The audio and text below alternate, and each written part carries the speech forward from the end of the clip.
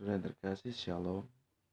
Kita akan belajar bagian kita pada hari ini yang terdapat nats yang akan kita pelajari pada hari ini terdapat dalam Kolose pasal 2 ayat yang ke-6 sampai dengan ayat yang ke-15.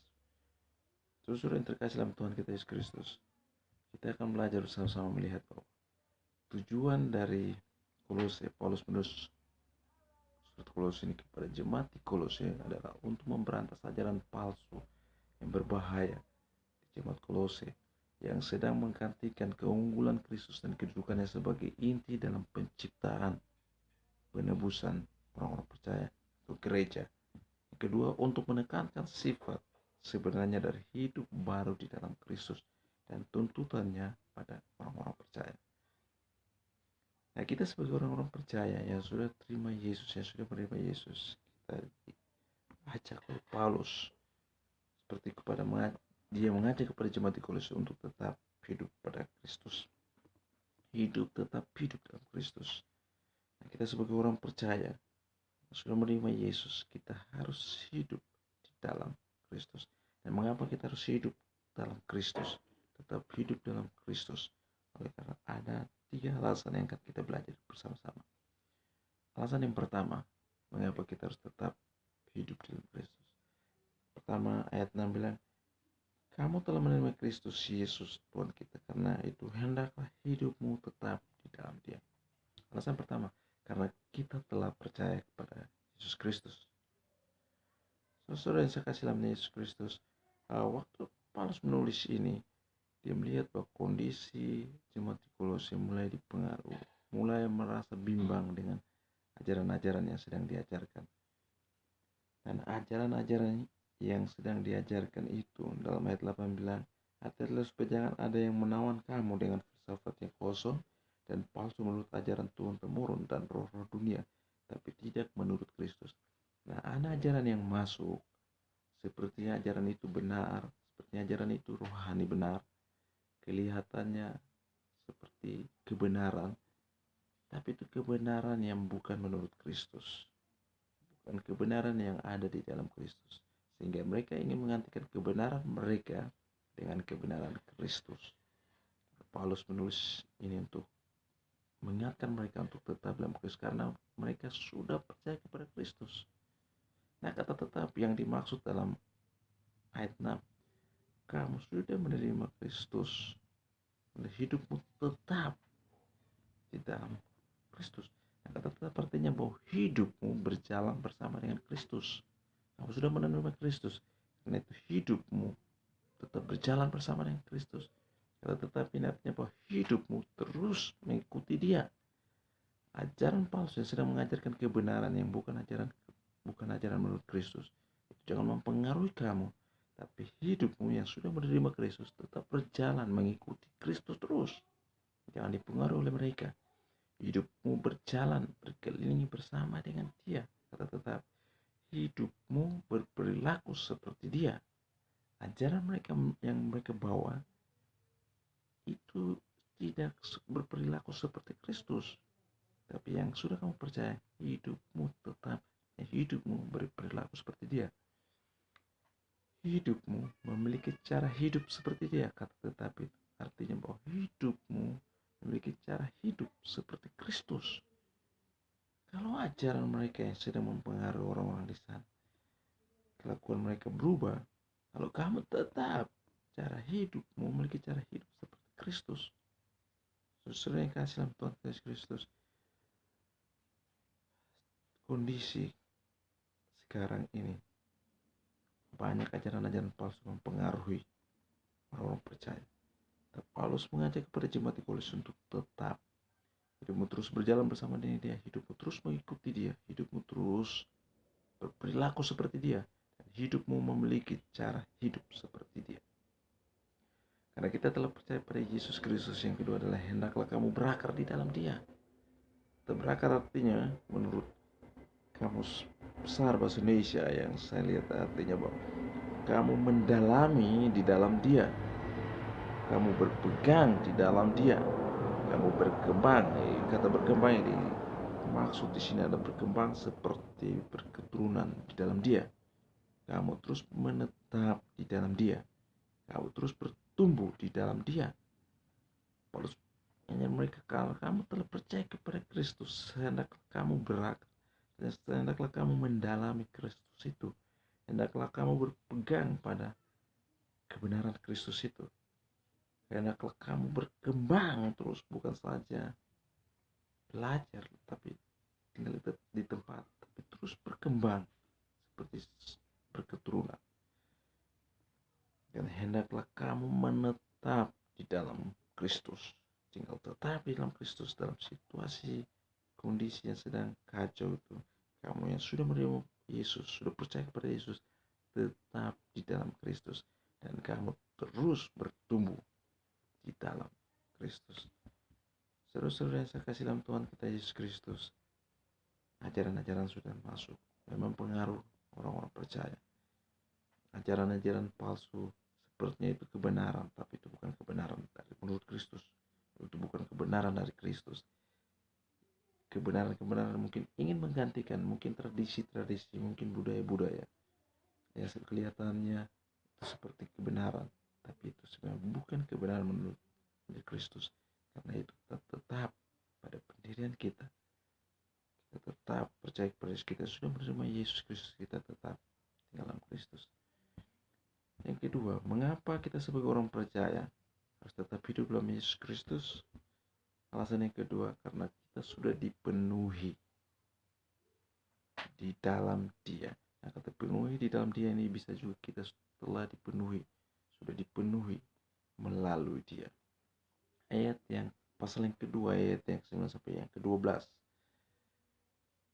Sebab di dalam Dia berdiam secara jasmani seluruh kepenuhan Allah, dan kamu telah dipenuhi di dalam Dia. Dialah kepala semua pemerintah dan penguasa. Di dalam Dia, dalam Kristus, berdiam secara jasmani seluruh kepenuhan Allah. Dan saya lihat dari ayat yang ke-10 menjadi poin kedua kita. Dan kamu telah dipenuhi di dalam Dia. Kamu telah dipenuhi melalui Dia. Nah, kata dipenuhi ini artinya bahwa kamu telah dipengaruhi melalui Kristus. Kita telah dipengaruhi oleh Kristus. Kamu tetap dalam Kristus karena kamu telah dipenuhi. Artinya kamu telah dipengaruhi oleh Kristus. Kita telah dipengaruhi, kita telah dibawa oleh Kristus kepada Allah. Dengan matinya Yesus di atas kayu salib, dia mempengaruhi kita untuk kita datang kepada Allah. Karena itu Efesus katakan, bukan karena hasil usaha kita dibenarkan, tapi karena kasih karunia Allah kita dibenarkan di hadapan Allah. Artinya bahwa Kristus sendirilah yang mempengaruhi kita untuk datang kepada Allah. Kristus sendirilah yang membuat kita untuk benar di hadapan Allah. Kata dipenuhi ini artinya juga adalah disempurnakan melalui Kristus. Semua orang manusia telah berbuat dosa dan tidak ada seorang pun yang benar di hadapan Allah. Kita semua orang yang berdosa, tidak ada satu orang pun yang benar di hadapan Allah. Melalui Kristus kita dipenuhi, artinya melalui Kristus kita disempurnakan oleh Kristus di hadapan Allah. Dan melalui Kristus, kata dipenuhi ini yang ketiga adalah diselesaikan melalui Kristus.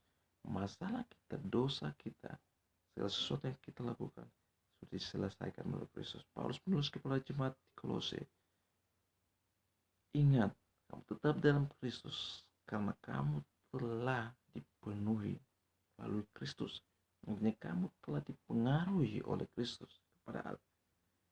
Kamu telah dipengaruhi Kristus kepada hidup yang kekal itu.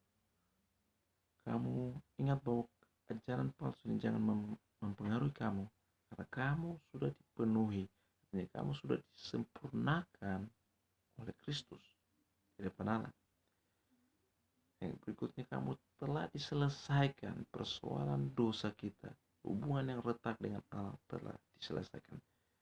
Sebab di dalam Dia berdiam seluruh kepenuhan Allah. Dia adalah Allah dan Allah berdiam di dalam Yesus yang mengambil rupa manusia. Allah berdiam sana. Dan yang berikutnya adalah di dalam atau melalui Dia kita telah disunat. Dan ini ada satu perjanjian kekal yang Allah buat antara Allah dan Abraham, sunat. Dan sunat yang dimaksud sini adalah sunat, bukan sunat lahiriah seperti yang Abraham lakukan, tapi ini adalah sunat rohani. Kamu telah disunat di dalam Kristus, bukan sunat lahiriah, tapi sunat Kristus. Karena itu dengan sunat Kristus kita menanggalkan tubuh yang berdosa ini. Kita menanggal tubuh yang dipengaruhi oleh dosa ini. Di dalam atau melalui Dia kita dibaptiskan bersama dengan Dia, dan dibangkitkan, dibaptis, dikuburkan bersama dengan Dia. Lalu kita dibaptis, dibangkitkan oleh kepercayaan kepada Kristus. Karena sunat itu, sunat lahiriah itu, tapi karena sunat Kristus, dibaptis, mati bersama dengan Dia, dan kita dibangkitkan oleh percaya kita. Karena itu Paulus menulis, ada ajaran palsu yang mengajarkan seperti kebenaran Kristus. Jangan kamu dipengaruhi ajaran itu, karena kita sudah dipenuhi melalui Kristus. Mengapa kita sebagai orang yang percaya harus tetap hidup dalam Yesus Kristus? Alasan yang ketiga, karena kita telah dihidupkan oleh Allah melalui Kristus.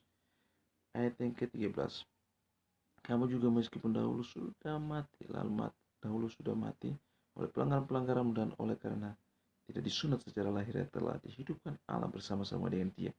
Sudah Ia mengampuni segala pelanggaran kita. Mengapa kita harus tetap hidup dalam Yesus? Karena kita telah dihidupkan.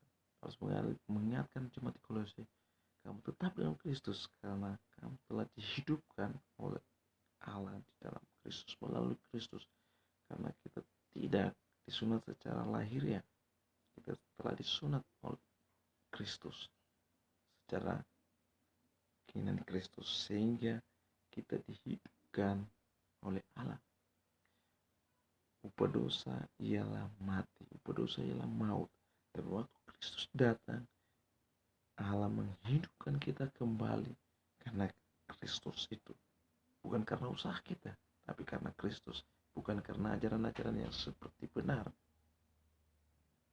yang sepertinya rohani, tapi tidak menurut Kristus. Bukan karena ajaran itu, tapi kalau kita dibenarkan, kita percaya kepada Yesus Kristus. Karena itu Allah menghidupkan kita. Allah menghapus surat hutang kita. Karena Efesus 2 ayat 15, sebab dengan matinya sebagai manusia Ia telah membatalkan hukum Taurat untuk menciptakan keduanya menjadi satu manusia baru di dalam Dia. Dia meniadakan hukum yang kekal itu. Kita tidak lagi didakwa sebagai orang yang bersalah, tapi kita sebagai orang bebas, orang merdeka. Ayat yang ke-15 terakhir itu katakan, Ia telah melucuti pemerintah-pemerintah supranatural dan penguasa-penguasa supranatural, menjadikan mereka tontonan. Artinya bahwa Kristus sudah menang.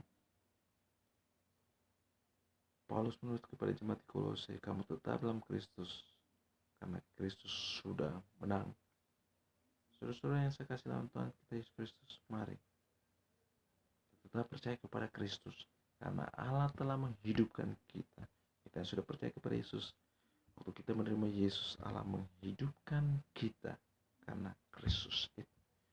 Yesus telah menang dan kita telah mengalami kemenangan melalui Yesus. Oleh sebab itu, kita yang telah percaya kepada Yesus, kita harus tetap tinggal dalam Yesus.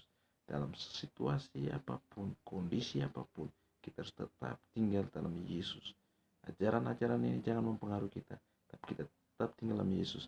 Karena kita telah percaya kepada Yesus Kristus, alasan yang pertama. Alasan yang kedua, karena kita sudah dipenuhi di dalam atau melalui Kristus.